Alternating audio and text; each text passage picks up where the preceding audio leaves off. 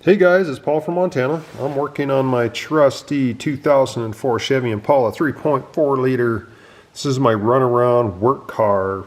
Good gas mileage. It's been a super good car.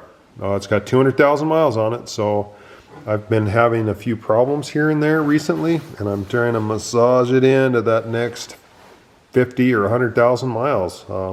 I do pretty good maintenance on my stuff, so I'm hoping I can get it out of it. But the most recent problem I've had with this car was, I'm going to tell you the symptoms in great detail, because if you're going to fix your car and you don't want to bring it to the mechanic, maybe these symptoms are exactly what you're experiencing and you can fix it yourself. So that's why you're watching this on YouTube, right? So this car, the very first symptom I had was it would sit for 5, 6, 7 hours, and you would start it up and it would kind of go down to say 300 or 400 RPMs and kind of shudder a little bit, and then maybe go up to 1200 RPMs and then kind of hunt around till it found a good idle. But it was only when it was warm, not when it was hot, not when it was cold. Just kind of a warm thing. So I'm like, something's up, with this car. And everything else seemed pretty good, so I didn't really worry about that.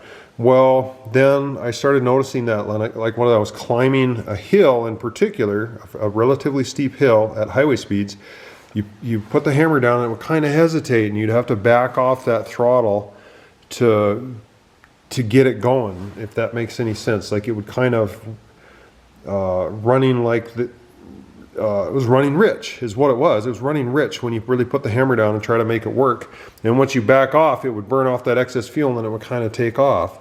And it would also have a little bit of trouble kicking down into passing gear, say on a flat highway surface, and feel a little dead when you punch it, And the third and most obvious symptom was I pay real close attention to fuel mileage.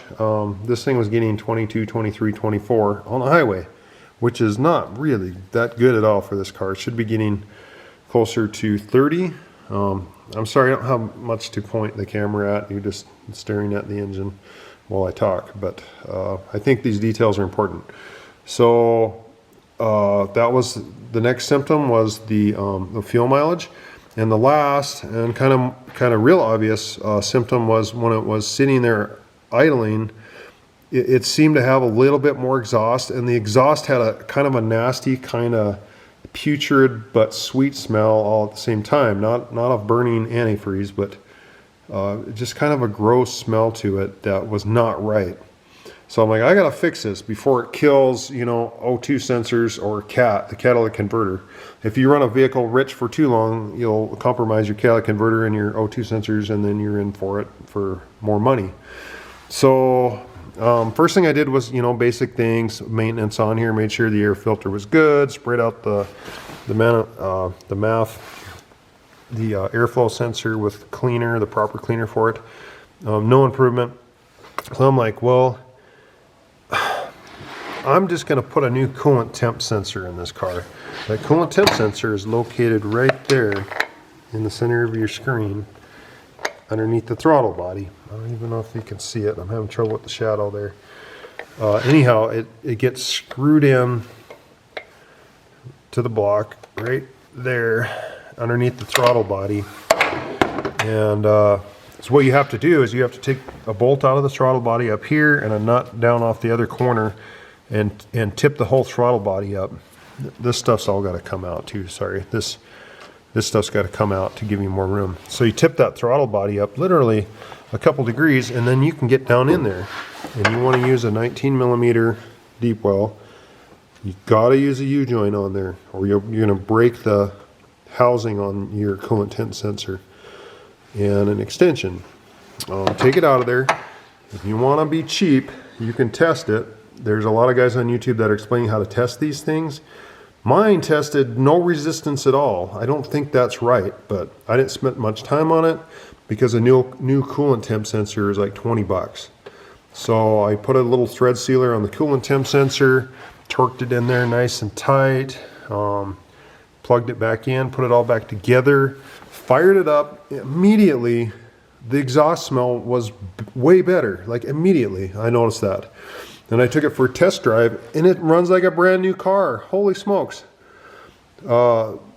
yeah, I am so glad that I lucked out. I realize this is throwing parts at a car, but there was no engine light, and I'm not going to take it into the mechanic and spend $300 on a $20 part. I'd rather just put one on there and just see what happens. So that was it. Boom, I nailed it. This thing, it runs awesome. It's like it was a few years ago. Just awesome. I'm so glad I did it. So I have not tested the fuel mileage yet. I got to go through a tank and see, but it's probably going to be great. So anyhow, that was it. Coolant temp sensor gave me all the symptoms that I described in great detail. I hope this helps you. Thanks for watching.